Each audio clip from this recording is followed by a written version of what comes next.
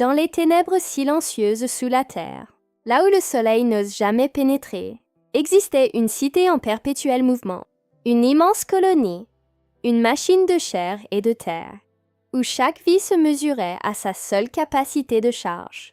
Parmi des millions d'âmes identiques, il y avait une fourmi qui croyait, avec une certitude absolue, que sa valeur se définissait par son labeur.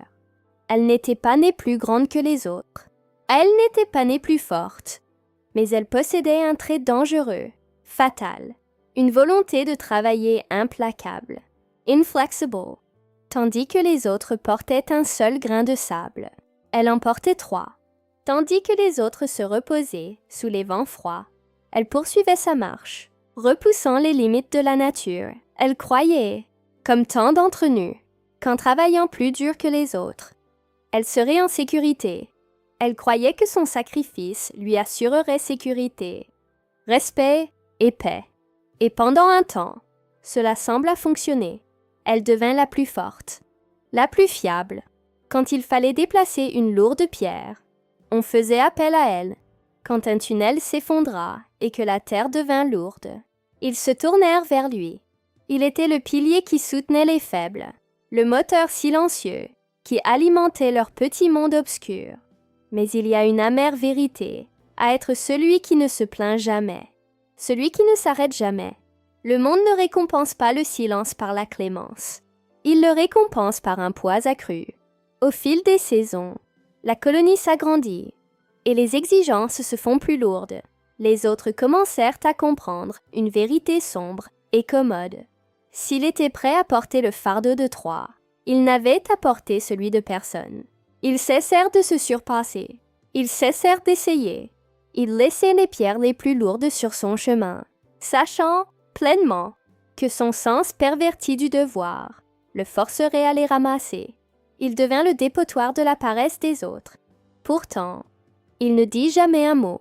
Il baissa simplement la tête, sentit le poids écrasant sur sa fragile carapace et continua d'avancer. Il se disait « C'est ce qui fait ma grandeur ». Il se répétait « Ils ont besoin de moi ». Il se répétait « Si seulement je pouvais hisser cette dernière pierre jusqu'au sommet, je pourrais enfin me reposer ». Mais les pierres continuaient d'affluer. Et puis, arriva le jour de la grande récolte.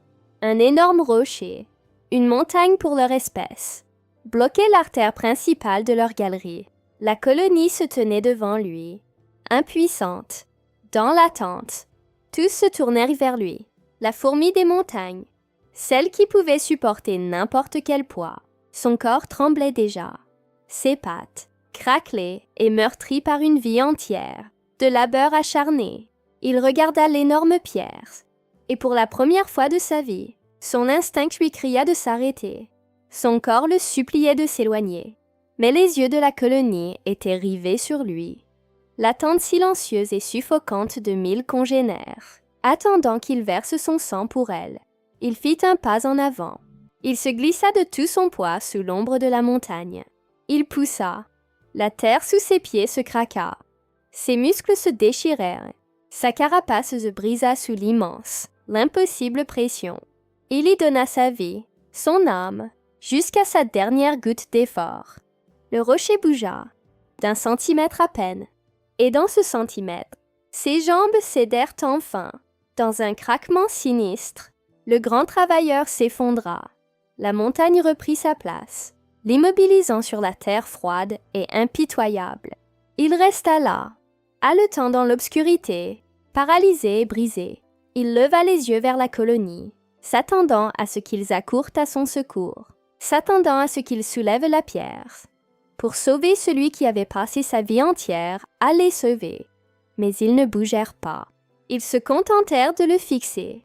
Un instant froid, terrifiant, puis un éclaireur se détourna.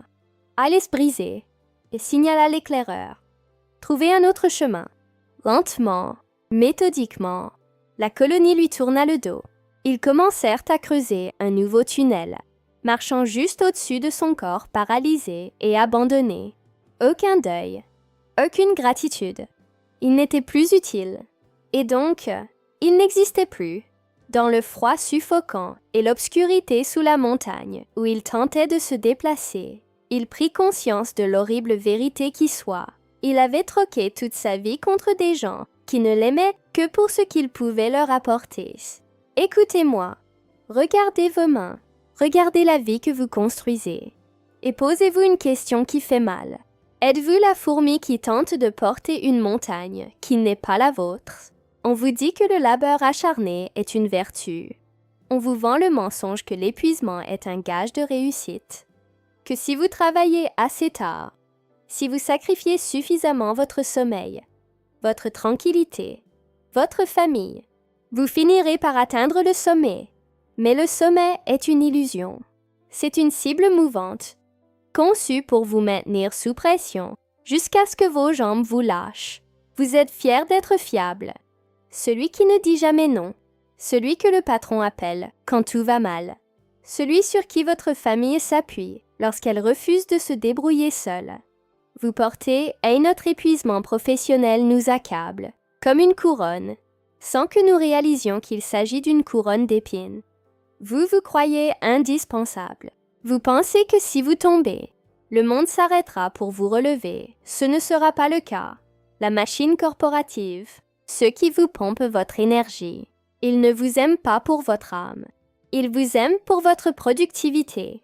Et dès que votre productivité s'arrête, dès que vous vous effondrez sous le poids de leurs attentes, ils vous enjamberont simplement et trouveront un autre employé pour porter la pierre. Vous vous détruisez pour un monde qui vous remplacera demain matin. Vous sacrifiez la seule vie que vous ayez pour une montagne qui se fiche de savoir si vous mourrez à ses pieds. Il n'y a aucune gloire à s'épuiser à la tâche pour ceux qui ne lèveraient pas le petit doigt pour vous sauver. Il n'y a aucun honneur à détruire votre santé mentale et physique juste pour prouver votre valeur à une société qui fonctionne grâce à l'énergie humaine. Votre valeur ne se mesure pas au poids des fardeaux que vous portez pour les autres. Il est temps de lâcher prise. Il est temps de regarder en face ceux qui réclament votre sang et de prononcer enfin le mot le plus puissant du langage humain. Non. Qu'ils assument leurs responsabilités. Laissons la montagne où elle est. Sortez du tunnel, marchez vers la lumière et reprenez la vie que vous avez offerte gratuitement, car une vie passée à simplement survivre aux exigences des autres n'est pas une vie, c'est une mort lente et silencieuse. Ne les laissez pas bâtir leurs empires sur votre dos brisé. Choisissez-vous, avant que la montagne ne vous choisisse.